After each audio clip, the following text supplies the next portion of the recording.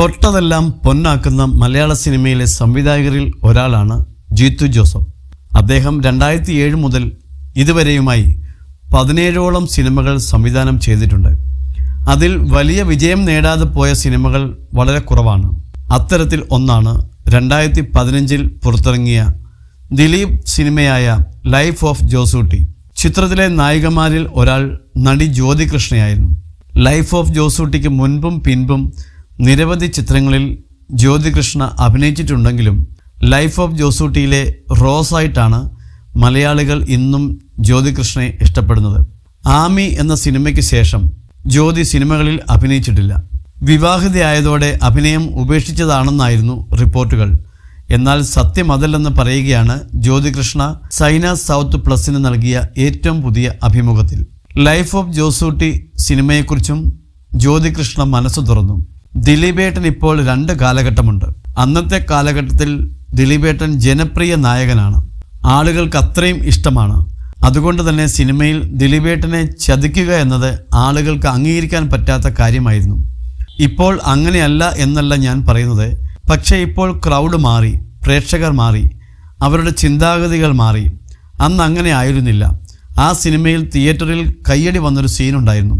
ഒരു സീനിൽ നായകൻ പറയുന്നുണ്ട്, ഞാൻ ഛർദ്ദിച്ചത് കഴിക്കാറില്ലെന്ന്. അതിന് വലിയ കയ്യടിയായിരുന്നു തിയേറ്ററിൽ. അതിൻ്റെ അർത്ഥം ആ നായകനെ പ്രേക്ഷകർ സപ്പോർട്ട് ചെയ്യുന്നു എന്നാണ്. അത് കേട്ടപ്പോൾ അമ്മയ്ക്ക് വലിയ സങ്കടമായി. കാരണം അമ്മ സ്വന്തം മകളെയാണ് സ്ക്രീനിൽ കാണുന്നത്, കഥാപാത്രത്തെയല്ല. അന്ന് സിനിമയിലെ എൻ്റെ പ്രകടനം കണ്ട് 1-2 പേർ എന്നെ അഭിനന്ദിച്ചിരുന്നു. അതിൽ ഞാനിപ്പോഴും ഓർത്തു വയ്ക്കുന്ന ഒരാൾ സംവിധായകൻ രഞ്ജിത്ത് ശങ്കറിനെയാണ്. അദ്ദേഹം എന്നെ വിളിച്ചിട്ട് എൻ്റെ ആ സീൻ നന്നായിരുന്നുവെന്ന് പറഞ്ഞു. അതെനിക്ക് കിട്ടിയ നല്ലൊരു അഭിനന്ദനമായിരുന്നു. ഇപ്പോഴും ആളുകൾ എന്നെ അറിയുന്നത് ലൈഫ് ഓഫ് ജോസൂട്ടിയിലെ റോസായിട്ട് തന്നെയാണ്. കരിയറിൽ ഞാൻ ചെയ്തിട്ടുള്ള സിനിമകളിൽ കൂടുതൽ ബെനിഫിറ്റ് ഉണ്ടാക്കിയിട്ടുള്ള സിനിമയാണ് അത്. ദൃശ്യം കഴിഞ്ഞ് ജീത്തു ജോസഫ് സാർ ചെയ്തിട്ടുള്ള സിനിമയായതുകൊണ്ട് ലൈഫ് ഓഫ് ജോസൂട്ടിയെക്കുറിച്ച് ആളുകൾക്കുള്ള എക്സ്പെക്റ്റേഷൻസ് വളരെ വലുതായിരുന്നു. അതുകൊണ്ടാണ് ആ സിനിമയ്ക്ക് ഇത്തിരിയെങ്കിലും പരാജയം സംഭവിച്ചത്. ആ സിനിമ ഇപ്പോൾ റിലീസായിരുന്നുവെങ്കിൽ എന്ന് തോന്നാറുണ്ട്. ഭാഗ്യമില്ലാതെ ആയിപ്പോയി. തുടക്കത്തിൽ സിനിമ എങ്ങനെ തിരഞ്ഞെടുക്കണമെന്ന് എനിക്കറിയില്ലായിരുന്നു. പലരോടും അഭിപ്രായം ചോദിച്ചാണ് സിനിമ സെലക്ട് ചെയ്തിരുന്നത്. അതുകൊണ്ട് തന്നെ ചെയ്ത പല സിനിമകളും അബദ്ധങ്ങളായിരുന്നു. ഞാൻ സെലക്ട് ചെയ്ത സിനിമകൾ വെച്ച് നോക്കി ഞാൻ അവാർഡ് പടങ്ങൾ മാത്രമേ ചെയ്യൂ എന്ന് പലരും തെറ്റിദ്ധരിച്ചിരുന്നു. അതുപോലെ ഞാൻ ചെയ്യുന്ന എല്ലാ സിനിമകളും ഫ്ലോപ്പാണെന്നും രാശിയില്ലാത്ത നായികയാണെന്നും സംസാരമുണ്ടായിരുന്നു. കാരണം ഞാൻ ചെയ്ത സിനിമകളിൽ ഭൂരിഭാഗവും കൊമേഴ്ഷ്യൽ സിനിമകളല്ല. അതുപോലെ ജോസൂട്ടി കഴിഞ്ഞ് എനിക്ക് വന്ന സിനിമയായിരുന്നു സുധി വാത്മീകം. പക്ഷേ അന്ന് ഞാൻ ആ സിനിമ സ്വീകരിച്ചില്ല.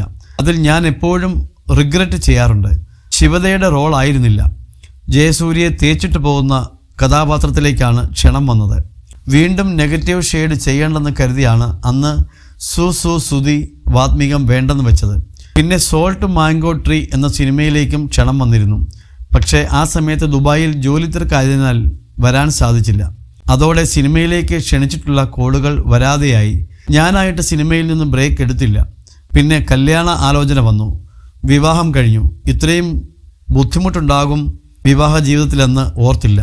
ഉത്തരവാദിത്വമാണ്. പക്ഷേ ഇതൊക്കെയാണെങ്കിലും ഫാമിലി ലൈഫിൽ ഹാപ്പിയാണ് ഞാൻ. കാരണം എൻ്റെ ഹസ്ബൻഡ് അടിപൊളിയാണ്. എന്ത് കുരുത്തക്കേടിന് വിളിച്ചാലും വരും എന്നാണ് ജ്യോതികൃഷ്ണ പറഞ്ഞത്.